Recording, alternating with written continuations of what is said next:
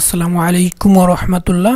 আমরা গসাগু এবং লসাগুর অঙ্কগুলো করতেছি। আমরা একটি পার্ট শেষ করে ফেলেছি। যারা পূর্বের পার্টটি মিস করেছেন তারা অবশ্যই দেখে নেবেন, কারণ আমরা সেখানে অনেক গুরুত্বপূর্ণ অঙ্ক কয়েকটি আলোচনা করেছি এবং আজকে অনেক ইম্পর্টেন্ট কয়েকটি অঙ্ক আলোচনা করব। সুতরাং আপনারা ভিডিওটি শেষ পর্যন্ত দেখবেন। ফার্স্ট আমরা যে অঙ্কটি আলোচনা করব সেটি হচ্ছে 30টি আম এবং 36টি লিচু সর্বোচ্চ কতজন বালকের মধ্যে সমান ভাগে ভাগ করা যেতে পারে। এই অঙ্কে আপনারা একটি জিনিস মনে রাখবেন, সেটি হচ্ছে যে সমানভাবে ভাগ করা যেতে পারে। এই সমানভাবে ভাগ করা যেতে পারে এই কথাটি যদি বলা থাকে অঙ্কের মধ্যে, তাহলে আপনারা মাস্ট এই অঙ্কটিতে গসাগু করবেন, কখনো লসাগু করবেন না। সমানভাবে ভাগ মানে হচ্ছে গসাগু। তাহলে আমরা এখন গসাগু করে ফেলবো। গসাগুর তিনটি নিয়ম আছে। আমরা সহজ নিয়মটি করব, ভাগ প্রক্রিয়া যে নিয়মটি আছে। আমরা গসাগু করতে হলে আমাদের ফার্স্ট ছোট সংখ্যা দিয়ে বড় সংখ্যাটিকে ভাগ করতে হয়। আমরা এই নিয়মে করব এখন। তাহলে আমরা যদি 30 দিয়ে 36কে ভাগ দেই, যেহেতু একের বেশি যাচ্ছে না, তাহলে আমরা 30 এক নিলাম। 30 এক, এখানে 30 দিয়ে 1কে গুণ করলে পাচ্ছি 30। দেন আমরা এটা বিয়োগ করে ফেলবো। তাহলে বিয়োগ করলে পাচ্ছি 6। আর আমরা এই 6 দিয়ে আবার এই 30কে ভাগ দিয়ে দিব। এটি আপনাদের মনে রাখতে হবে। তাহলে 6 দিয়ে যদি আমরা 30কে ভাগ দিয়ে দেই, তাহলে আমাদের মিলে যায় 5 আর 6 আমাদের গুণ করলে আমরা পাচ্ছি 30। তাহলে আমরা এখন গসাগু কোনটিকে নেব? এই বাম দিকেরটাকে নিব নাকি ডান দিকেরটাকে নিব? অবশ্যই বাম দিকে যেটা দিয়ে ভাগ করবেন, যা দ্বারা ভাগ করবেন, এটি হবে গসাগু। ঠিক আছে, যেটাকে ভাগ করবেন সেটি না, অথবা যে ভাগফল পাবেন সেটিকে গসাগু আকারে নেওয়া যাবে না। যেটি দ্বারা ভাগ করবেন, ঠিক আছে, যেটি দ্বারা ভাগ করবেন সেটি হবে গসাগু। তাহলে এখানে গসাগু হচ্ছে 6। তাহলে 6 জন বালকের মধ্যে যদি আমরা সমানভাবে ভাগ করে দেই, তাহলে আমরা এই 30টি আম ও 36টি লিচু ভাগ করে দিতে পারবো। তাহলে এখানে অ্যান্সার হচ্ছে 6। তাহলে গসাগু হচ্ছে 6। এখন নিচে আরেকটি অঙ্ক আপনারা দেখতে পাচ্ছেন যে কোনো বৃহত্তম সংখ্যা দিয়ে 102 ও 186কে ভাগ করলে প্রত্যেকবার 6 অবশিষ্ট থাকবে।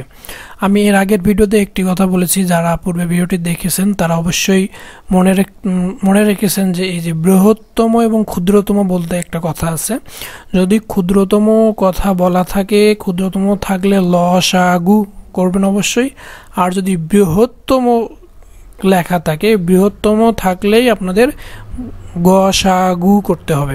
সুতরাং এই কথাটি অবশ্যই মনে রাখবেন যে বৃহত্তম থাকলেই গসাগু। তাহলে আমরা ফার্স্ট, যেহেতু প্রত্যেকবারই 6 অবশিষ্ট থাকে, তাহলে প্রথম অবস্থায় আমরা কি করব, যে এখানে দুটো সংখ্যা দেওয়া থাকবে, এই সংখ্যা থেকে আমরা 102 থেকে আগে 6 বিয়োগ করব এবং 186 থেকে আমরা 6 বিয়োগ করব। বিয়োগ করার পর আমরা যে সংখ্যা দুটো পাবো, সেই সংখ্যা দুটো আমরা গসাগু নির্ণয় করব। তাহলে আমরা বৃহত্তম সংখ্যা পেয়ে যাব। তাহলে আমরা এভাবে করে ফেলি। তাহলে আমরা যদি 102 থেকে 6 বিয়োগ করি তাহলে পাচ্ছি 96, আর 186 থেকে যদি 6 বিয়োগ করি তাহলে পাচ্ছি 180। এখন এই 96 এবং 180 এর গসাগু নির্ণয় করতে হবে। গসাগু কিভাবে নির্ণয় করব? 96কে আমরা 96 দিয়ে 180কে ভাগ করব। আগের নিয়মে আমি এর পূর্বের অঙ্কটিতে যেভাবে দেখিয়ে দিয়েছি গসাগু, ঠিক সেম ভাবে করবেন আপনারা। 96 দিয়ে আগে 180কে ভাগ করবেন।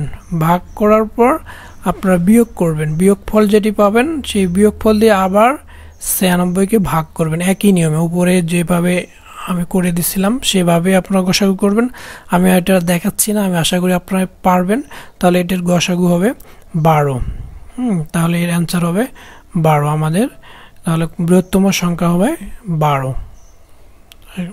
আশা করি আপনারা বুঝতে পেরেছেন। এখন পরে আরেকটি অঙ্ক আপনারা এখানে দেখতে পাচ্ছেন, এটি মোস্ট ইম্পর্টেন্ট। সেটি হচ্ছে প্রথম ও দ্বিতীয় সংখ্যার গুণফল। এই ধরনের অঙ্ক আসে, প্রায় পরীক্ষাতে আসে। তাহলে প্রথম ও দ্বিতীয় সংখ্যার গুণফল দেয়া আছে, আবার হচ্ছে দ্বিতীয় তৃতীয় সংখ্যার গুণফল দেয়া আছে। তাহলে আবার দ্বিতীয় সংখ্যাটি কত এটি নির্ণয় করতে বলা হয়েছে। তাহলে এই ধরনের অঙ্ক যদি আসে প্রথম দ্বিতীয় সংখ্যার গুণফল, দ্বিতীয় তৃতীয় সংখ্যার গুণফল, তাহলে এই যে দ্বিতীয় সংখ্যাটি কত বের করতে বলা হয়, তাহলে এই ধরনের অঙ্কে আপনার ডিরেক্টলি কী করবেন, গসাগু নির্ণয় করবেন। গসাগু নির্ণয় করলেই এই অঙ্কের অ্যান্সার হয়ে যাবে। তাহলে এখন আমরা গসাগু নির্ণয় করব। 42 থেকে 49 ভাগ প্রক্রিয়ায় আমরা গসাগু নির্ণয় করি। তাহলে 42 এবং 49-এর গসাগু হবে দ্বিতীয় সংখ্যাটি। তাহলে 42 দিয়ে যেহেতু আমাদের 1-এর বেশি নেওয়া যাচ্ছে না, 1 নিলাম। 42 আমরা বিয়োগ করলে পাচ্ছি 7। এখন 7 দিয়ে আবার এই 42-কে ভাগ করতে হবে। এখন আমরা যদি 6 আর 7 গুণ করি তাহলে আমরা পাচ্ছি 42। তাহলে আমাদের মিলে যাচ্ছে। তাহলে গসাগু হচ্ছে 7। তাহলে সংখ্যাটি কি, দ্বিতীয় সংখ্যাটি হবে 7। এই গসাগু করতে গিয়ে অনেকে ভুল করে ফেলেন যে ডান দিকে যে ভাগফল থাকে এটি নিয়ে নেন, কিন্তু না, আপনারা হচ্ছে যে সংখ্যা দ্বারা ভাগ করবেন সেটি হবে গসাগু, ভাগফলটি কখনোই নেবেন না। এটি অবশ্যই মনে রাখবেন, তাড়াহুড়া করতে গিয়ে আবার ভুল করিয়েন না, তাহলে কিন্তু আপনাদের অ্যান্সারটি ভুল হয়ে যাবে। সুতরাং আপনারা এইভাবে গসাগু করবেন। তাহলে দ্বিতীয় সংখ্যাটি আমাদের হচ্ছে 7। তো আশা করি আপনারা গসাগু বুঝতে পারছেন, এবং এই ধরনের যে কোনো ধরনের অঙ্ক আসলে আপনারা গসাগু এই নিয়মে করে দেবেন ঝটপটভাবে, তাহলে তাড়াতাড়ি হয়ে যাবে। তো সবাই ভালো থাকবেন। আল্লাহ হাফেজ।